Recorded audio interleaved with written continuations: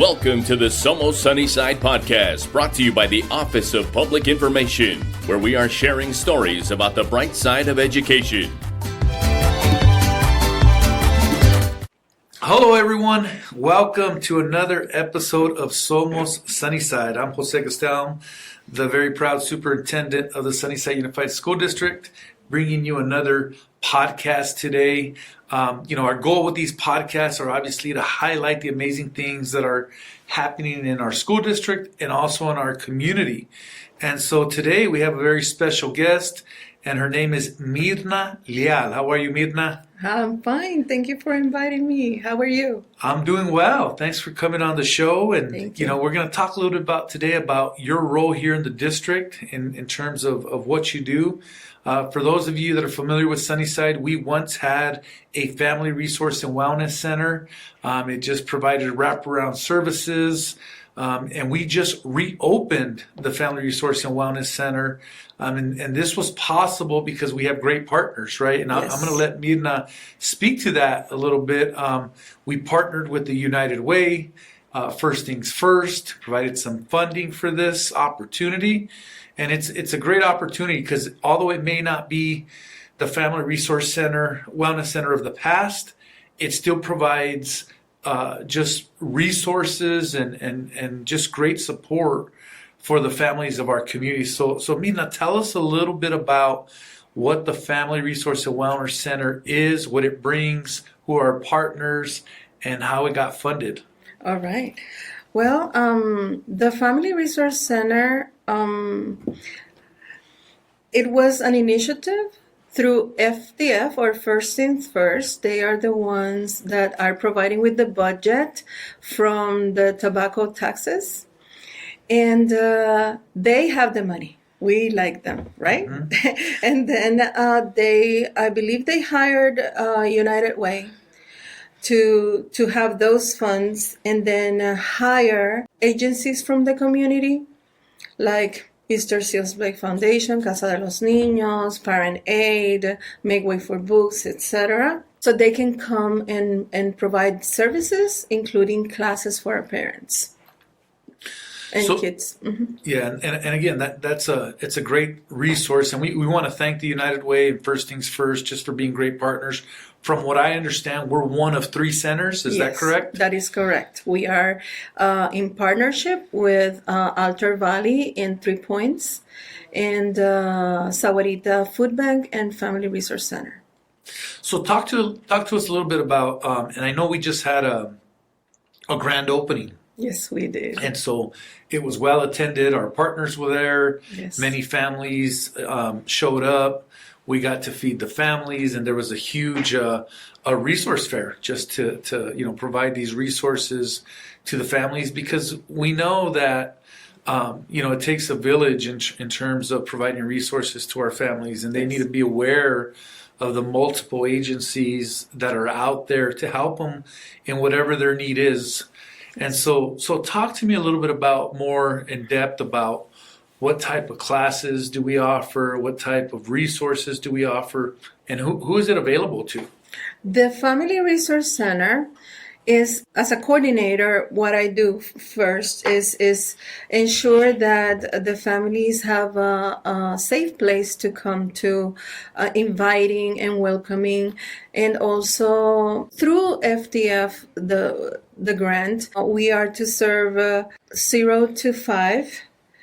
That population. Well, not only make sure that they're okay, but also make sure that if they have any kind of needs, if they need to come to somebody for help, and help can be like they're losing their home, they have lost their job and they don't know how to pay for their bills. So as a coordinator, I have access to different agencies in the community that are providing those services, and after establishing a relationship with the families, then I do the referrals to these agencies and see how they can help them with their situation. Great. That's great to hear. And so for those families that are listening out there, there are services to support you, to assist you during tough times, right? Yes. I mean, depending on what the challenges are for the families, There are resources out there, so don't be afraid to come in and ask.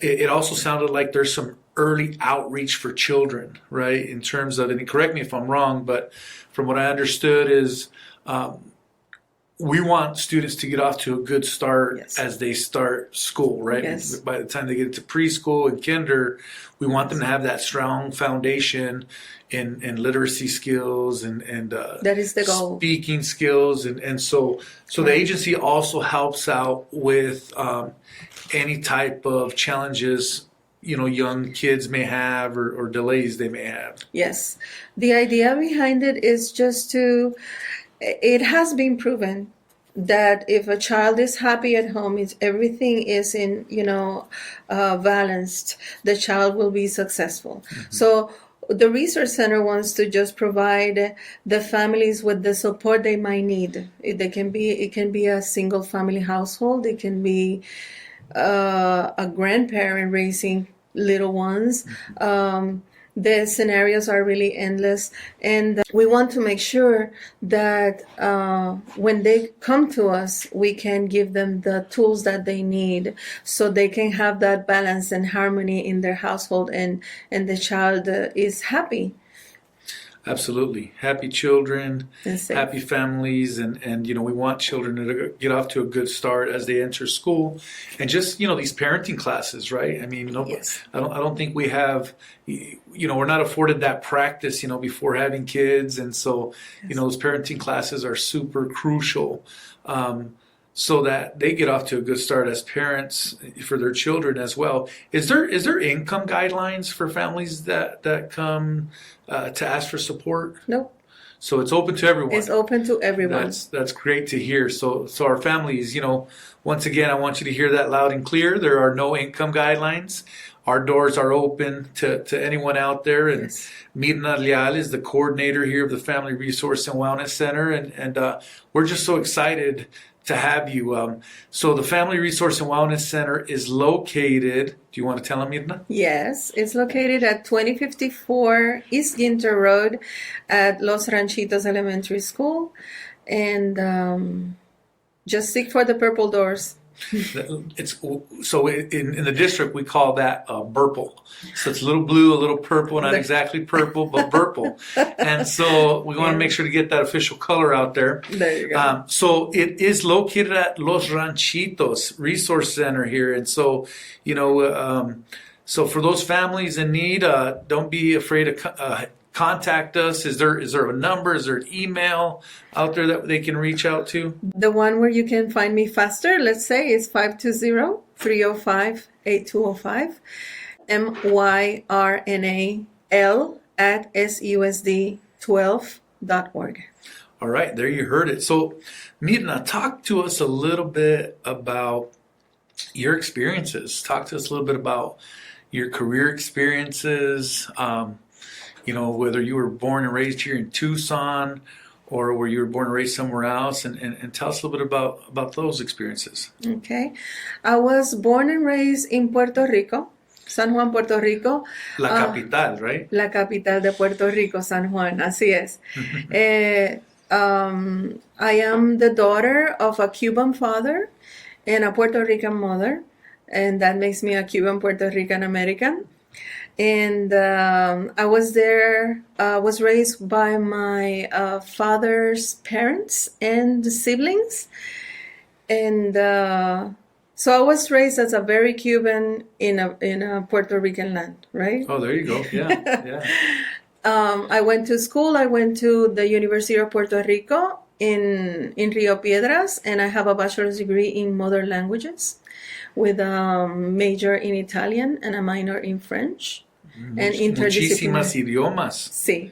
Uh-huh. And there's a reason behind that. I just love people. I love people, period. It doesn't matter the color, what language they speak. I thought, let me learn their language so I can communicate better and learn better. That's right.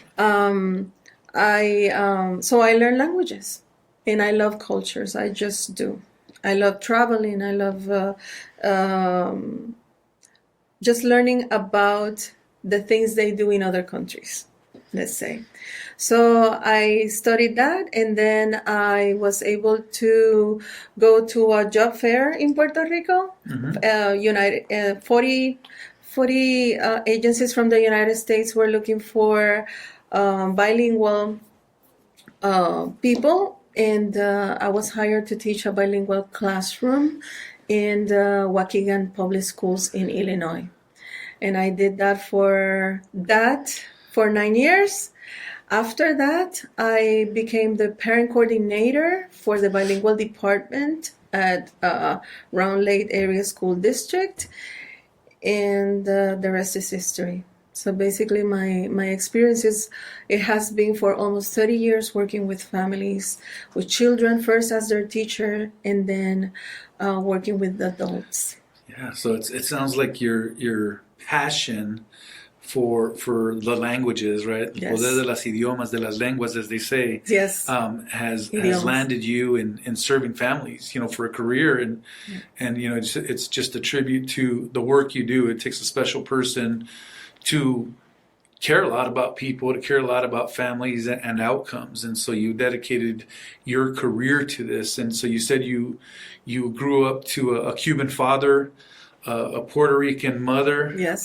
So you had different accents in the home, similar I know, accents, yes. pero diferentes acentos, and Yes. I'm sure just the beauty of each of those cultures, and so you moved to Illinois, you mentioned, and now you're here in Tucson, Arizona. So you did like a total, I don't know what you call it, a 180, 360 in terms of 180. 180, huh? 180. There we go. And If I do 360, I'll be back in you'll Chicago. be spinning, and huh? Yeah. You'll be spinning. We don't want that.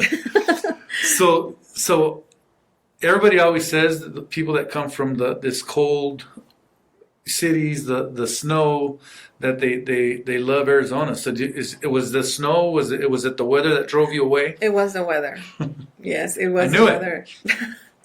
But So no more snow angels. You're done with that. Well, you know what? I really like the snow in the winter here because I can see it in the top of the mountains, Yeah. but not really on me, or I don't. You don't have to shovel it, right? No, You just I have to don't look have at to. it for a couple of days. I know that's why around here we're so excited about snow, because we get it maybe a couple times a year, and you definitely see it in the mountains and it looks beautiful, but we don't have to shovel it out of our driveways or off our cars. So how long have you been here in Arizona or in Tucson, and why you mentioned a little bit the shift because of weather, but I'm sure there was other things that had something to do with it.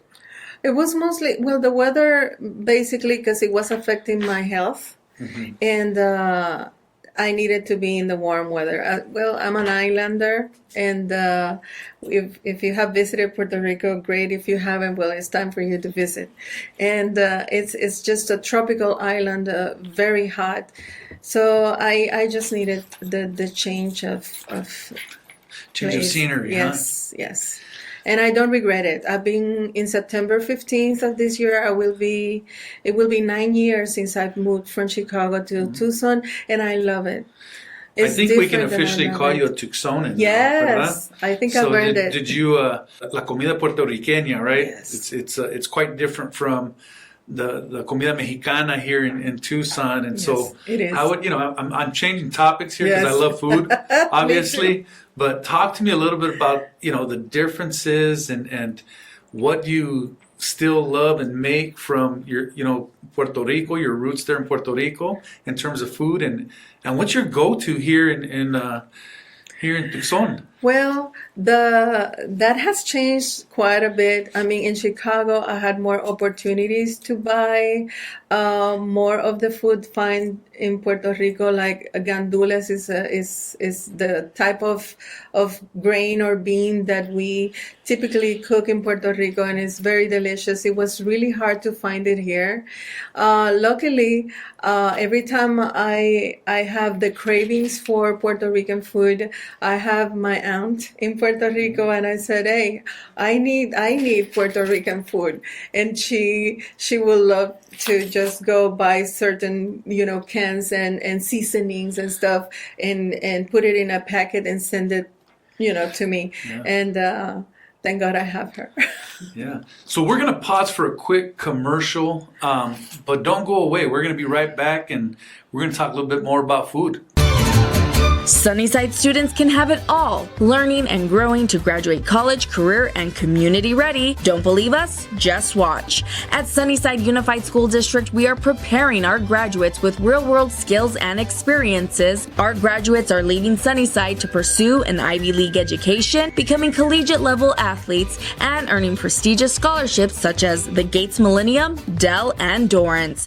All right, so you were talking about la comida puertorriqueña, some of the things that are hard to find here. I think there's a Puerto Rican restaurant somewhere here in town. I think it's on, I want to say 22nd and Craycroft area. I can't remember the name of it. I had a good friend that was Puerto Rican, and I don't know. I don't want to label Puerto Ricans. I don't want this to come out negative, pero they do not like comida picante. He did not like any type of hot. Maybe it was him. Maybe he was being a big baby, but he did not like. Red Devil was hot to him, you know. And, it is hot for me too. And hot wings, you know, regular mild hot wings were hot to him. But but he did love his chicken. He loved his French fries and his Puerto Rican rice. In our culture, we use a lot of seasoning, but it's not like in Mexico, chili, like it's really hot. No, we don't start like in here, the little ones eating the chile and getting ready for the Takis, the hot Cheetos. No. Jalapenos with their egg burrito. No, we don't. We it's not part of our culture, so we learn about it when we are grown and we have a taste for it. We do have chiles though, not like in Mexico. You guys have a lot of variety, but in Puerto Rico there's one I think is habanero. El habanero. Well, that's a hot one. It's a hot one, but yeah, it's just for special occasions and brave people. I'm not one of them. All right. So, man, I'm getting hungry with all that food talk. I know, right? But yeah, so, you know, I mean, it's what a beautiful culture and what a beautiful experience you've had growing up in these different, you know, again, your father's from Cuba, your mother from Puerto Rico, now here in Arizona, right? Big old melting pot here. It is. And so, you know, I think going back to our topic in terms of resources for families and highlighting the Family Resource and Wellness Center, which we're grateful to have here in our community, what's your message to families? What do you want them to know? So if there was a line you can throw at them, what is it that, and you could say it in English, say it in Spanish, because it's for all our listeners. Okay. In terms of what do you want them to know about what resources we have here at the Family Resource and Wellness Center? I want them to know that coming to our Family Resource Center is a safe place, is a welcoming place, is a place where they're going to find someone that is going to listen. And while I cannot really promise that their issue is going to be solved, I can promise to do my very best to find the help that they need within the community. It is, my doors are open for anyone who has questions or they want to share their situation. And it's a great opportunity to get to know other people, which I love, and to find a way to help them. It's also a great opportunity for parents with little ones to come visit. It's free. They have a place where they can come play safely with their kids, and also be a part of workshops and activities like parent-child activities. Things like Zumbini, like fine arts for kids, and explore those different things that we, at the end of the day, will put a big smile in their faces and will make them want to return. Also, parent education classes, you asked before, and I feel I didn't answer that question. But yes, we're also going to have parent education classes. A lot of parents are requesting like English classes, basic computer skills, also in parenting education, so they can help their kids at home. All right. Y en español, por favor. Y en con español. Su acento puertorriqueño. Ahí vamos, a ver cómo me sale. Solamente quiero decirles a las familias y a los padres de nuestra comunidad que son bienvenidos en los ranchitos, en nuestro centro de recursos de familia. Tenemos un ambiente que es agradable, que es seguro, donde ellos pueden encontrar a una persona pues como yo, que los va a escuchar, y voy a hacer, aunque no puedo prometer que su situación va a mejorar, sí puedo prometer que voy a hacer todo lo posible por encontrar los recursos en la comunidad que puedan ayudarlos a resolver ese problema que puedan tener. También los quiero invitar a que vengan con sus niños. Es bueno salir de las casas y olvidarnos de los problemas por un momento, salir con sus niños. Pueden venir. Los servicios son gratuitos, pueden pasar un rato en nuestras facilidades jugando con sus niños y creando experiencias positivas con ellos. También tenemos clases para adultos, y no quería decir mucho porque estamos desarrollando eso, pero muchos padres sí han expresado el deseo de recibir clases de inglés, computación básica, pero también sí estamos ofreciendo clases de parenting, ¿no? De cómo ayudar a ser mejor padres con nuestros niños. Y más cosas, más sorpresas. Lo mejor está por venir, es lo que les estoy diciendo a ellos.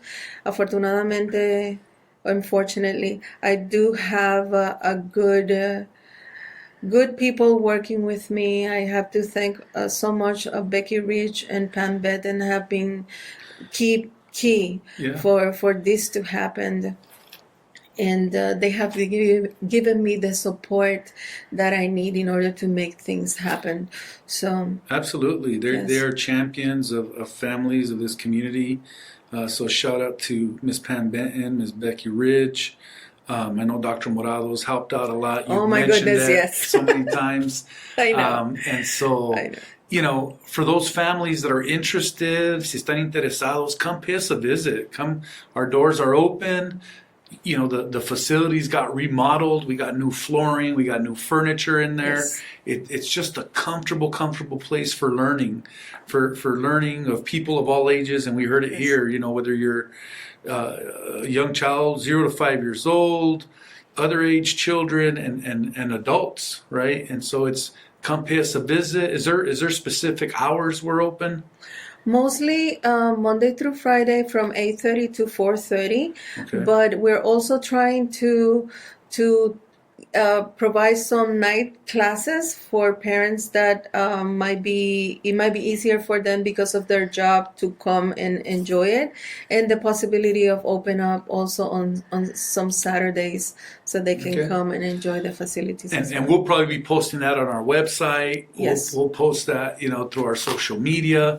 So stay tuned. We want everybody to stay tuned. And as we wrap up here, I definitely want to thank you for all you do, Myrna, for our families. I know we're just launching this, but I can't wait to see it, in action. And so how families are going to just benefit from that support, from that help. And so we're very grateful to have you here. And I'm going to brush up on my Puerto Rican accent. The only thing that pops to my head is that Boricua, Morena, Boricua, right? I kind of want to dance here. And then I didn't want to say anything because I think the first thing we learn in terms of like our slang and stuff is the bad words, right? So that wouldn't be appropriate here. So I'm not gonna mention Not those. even try. My friends, that's the first thing they taught me. So no, it means, in all seriousness, we have some amazing resources.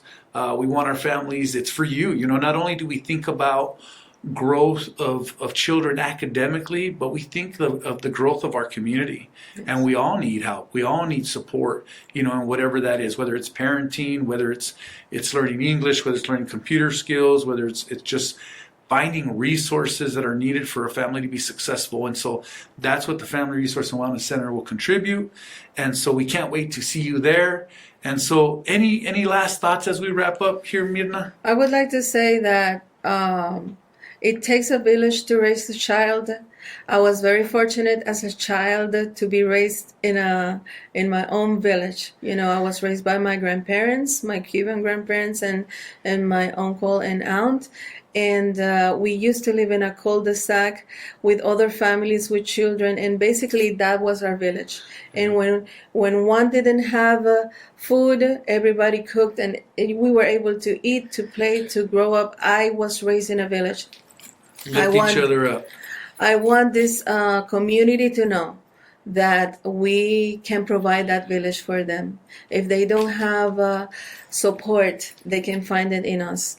And we will do our very best just to make sure that they have that safety net and love, you know, and care at our end. Absolutely. And I think that's the key word there. This community cares. This community cares about the people in this community, our students, and we want great outcomes for them. And so this wraps up our episode. I want to thank you for coming on the show. And thank you so much for the opportunity. Absolutely. And I want to thank our listeners. Maybe we'll do a second round of this once we get underway later in the year and tell people about special events and other things that are coming up. So this wraps up this episode of Somos Sunnyside. Hasta la próxima.